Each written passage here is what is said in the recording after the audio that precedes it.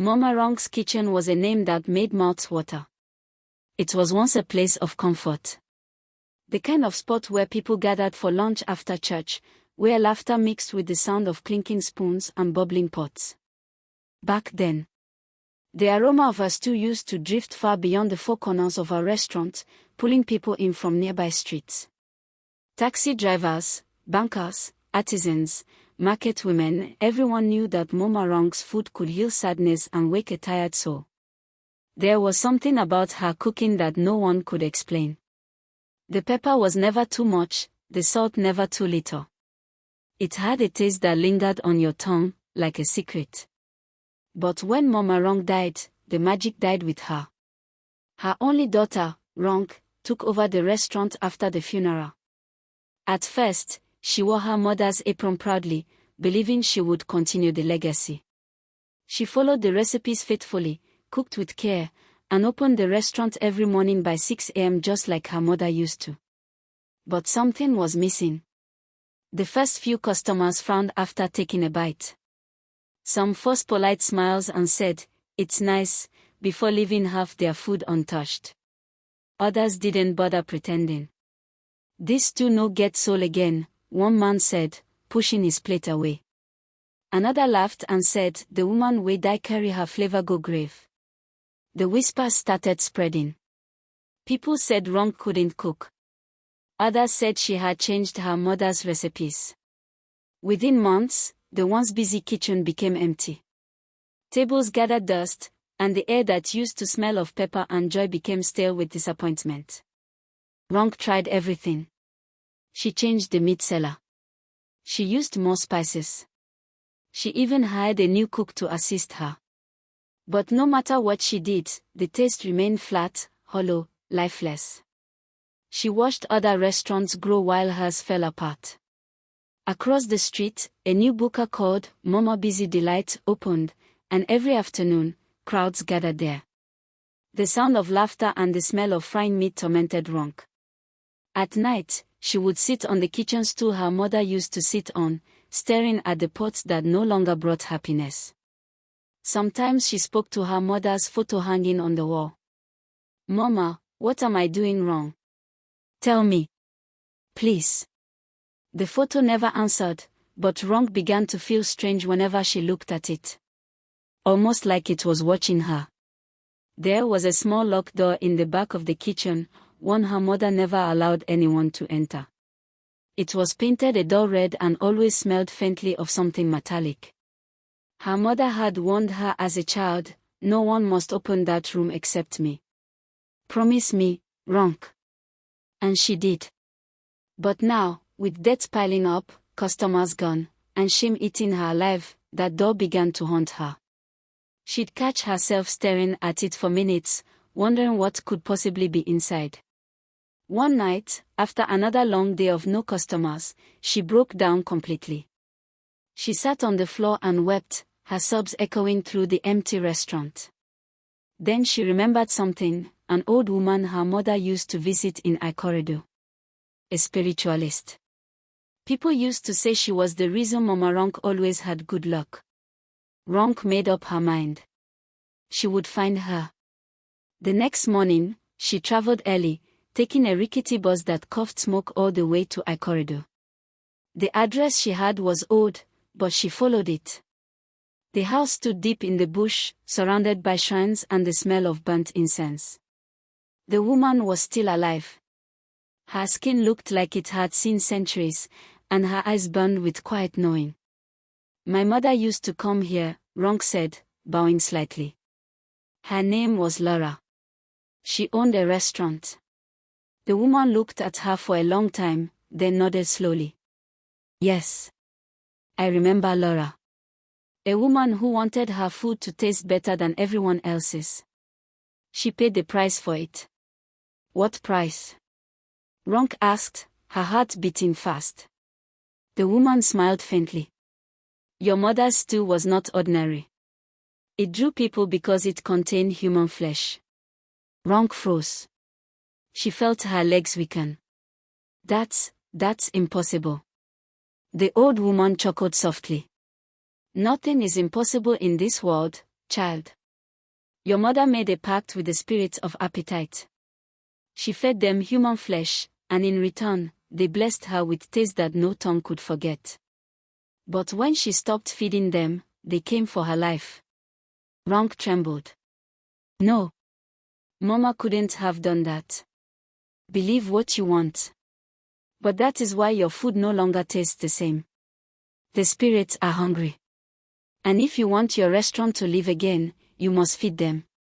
Ronk felt tears gather in her eyes. How? How would I even do such a thing? The woman leaned closer, her breath hot and heavy. In your mother's kitchen, there is a room she told you never to enter. Inside, you will find the remnants of her offering.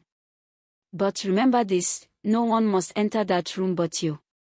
If anyone sees what lies within, the spirits will be angry, and the curse will turn against you. Ronk wanted to run. To scream. But her mind was no longer her own. The words of the old woman looped in her head like a chant, feed them, and they will feed you. She returned home late that night. The restaurant was dark and silent. Rain tapped softly against the roof as she stood before the locked door. Her hands shook as she inserted the key she had found among her mother's things. The smell that hit her when the door creaked open nearly knocked her down. It was thick, metallic, sour, the smell of blood and old rot. Inside was a small table, a rusted refrigerator humming faintly, and stains on the floor that looked like dried brown paint but weren't. She covered her mouth and stepped inside. Her eyes caught a framed picture on the wall, her mother, smiling. Beneath it, an old wooden box filled with strange charms, dried herbs, and something that looked like a tiny human hand. Ronk stumbled back, shaking her head. She wanted to close the door and forget, but curiosity, or something darker, drew her toward the refrigerator. She opened it. Inside were slabs of frozen meat, grayish and oddly shaped. They didn't look like goat meat. They didn't look like beef. Something inside her screamed, "Don't touch it." But another voice whispered, "This is what she used. This is how she succeeded." The next day, Ronk went to the market early. She cooked as she always did, but this time, she added a few pieces of that strange meat into her mother's old stew pot. The smell that rose from the pot nearly brought her to tears. It was rich, thick, perfect. The kind of aroma she hadn't smelled since her mother died. That afternoon, she served the food to her first few customers. They cleaned their plates and asked for more. By the end of the week, word spread across the neighborhood, Mama Ronk's kitchen is back. People returned in crowds. They praised her. They said her stew tasted even better than before. Some said it had a flavor that made them dream at night. Ronk felt alive again. She smiled as her restaurant buzzed with laughter and the clatter of spoons. But beneath her joy, a quiet fear began to grow. Because she knew what she had done. And she knew she would have to do it again. The freezer in the secret room was getting emptier by the day. And the spirits were hungry. The aroma of Mama Ronk's kitchen returned to the streets like a ghost resurrected. From dawn till dusk, the little yellow building was crowded again. People queued outside, shouting orders, waving money, laughing about how Mama Ronk's daughter Dawn finally gets sense. Everywhere else, restaurants struggled to compete. But Ronk's stew had become a phenomenon. It was said that her food could cure a hangover, lift a bad mood, even mend a broken heart. The money came in like a flood. She bought new chairs, repainted the walls, and changed the signboard to read "The Butcher's Delight." People laughed at the name, thinking it was clever. Only she knew how true it was. Each night, when the last customer left, she would sneak into the back room and lock the door. The smell no longer bothered her, she was used to it now. Inside the freezer were wrapped pieces of meat from sources she refused to think too deeply about. Sometimes, she told herself the flesh came from bodies no one would miss, the homeless, the forgotten. But deep down, she knew that wasn't always true. because once the spirits began to whisper to her, the lines between right and wrong blurred. They came to her in her dreams, shadowy figures with hollow eyes and sharp smiles. They told her who to take next. They promised her that as long as she fed them, her name would live forever. She obeyed. Each full moon, she would mix herbs and chant the words the spiritualist had taught her. The air in the room would grow thick, the walls would seem to breathe, and she would feel her mother's presence behind her, guiding her hand. And every time she finished, the stew the next day tasted better than before. The city worshipped her food. Journalists came to write about her. Television stations interviewed her. They called her the woman with the golden spoon. And that was how Chuka, a popular food blogger, heard about her. Chuka was known across Nigeria for his viral food reviews. He traveled from city to city, eating in local spots and exposing their secrets. His followers loved him because he didn't lie. If your food was bad, he'd say it straight. If your hygiene was terrible, he'd post it online. When he heard of the Butcher's Delight, he decided to visit. He told his followers, "They say this stew can make you forget your problems.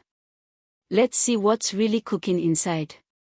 The day he arrived, Ronk was busy at the counter, smiling at customers.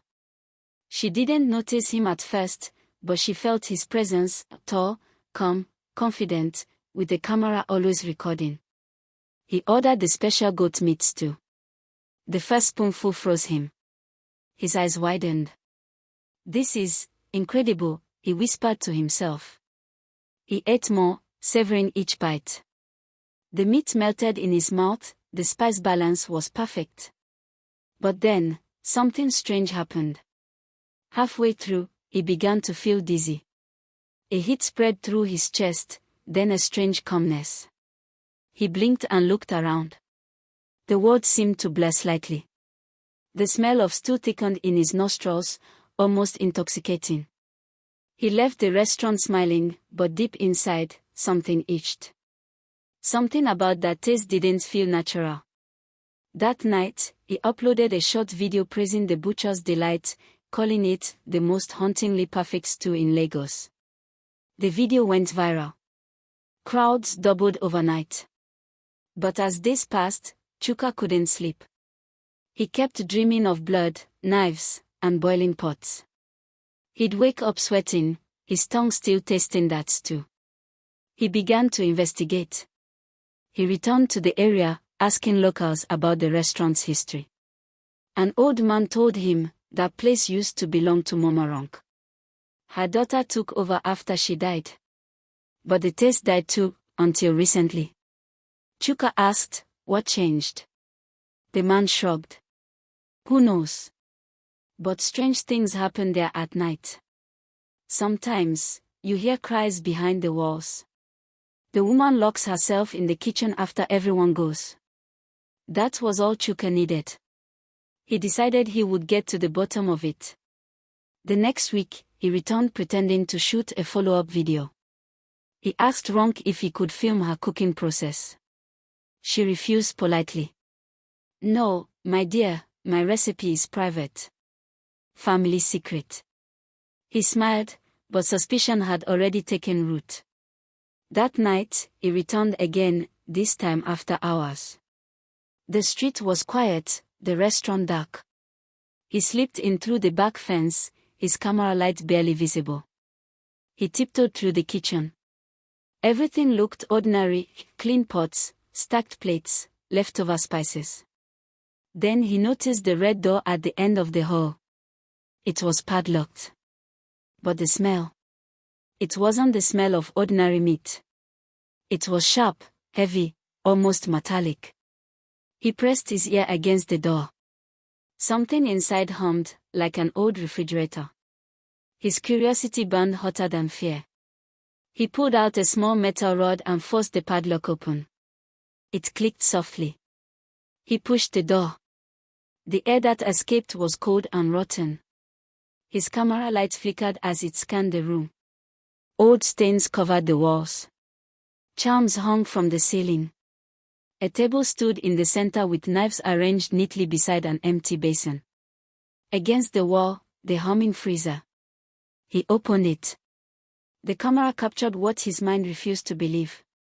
Stacks of human limbs, neatly wrapped. A head, partially frozen, eyes half open. Chuka staggered back, bile rising in his throat. He clutched his mouth, his camera still recording. His heart pounded so hard he could hear it in his ears. Then, a sound. Footsteps. He turned and saw Ronk standing at the doorway.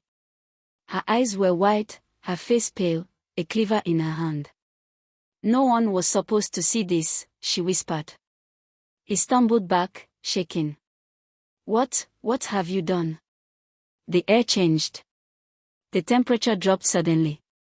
The charms hanging from the ceiling began to sway as if caught in an invisible wind. Ronk's eyes darted around, terrified. "You shouldn't be here. They will be angry." Then came the voice, a deep, guttural whisper that seemed to crawl out of the walls. "You broke the rule." The freezer door slammed shut by itself. The knives on the table trembled, then lifted slowly into the air. The lights flickered violently. Ronk screamed, clutching her head as if something was clawing into her mind. Blood trickled from her nose. Chuka ran toward the door, but it slammed shut, trapping them both inside. The walls began to pulse, like a beating heart. A dark liquid oozed from the cracks, smelling like stew. The shadows took shape, tall, faceless figures with hollow mouths. They surrounded Ronk. "You promised," they hissed. "No one must enter." "I didn't mean to." "Please," she cried. But it was too late. The shadows surged toward her, swallowing her whole. Her scream was short and sharp, then silence. When the lights flickered back, she was gone. Only her apron remained, soaked in red. Chuka fell to his knees, trembling, his mind barely holding together. He grabbed his camera and ran out of the building into the cold night, gasping for air. The next morning, the restaurant was quiet. The door to the back room had vanished, as if it had never existed. Ronk was never seen again. But Chuka's camera survived. Days later, he uploaded the footage. The internet exploded.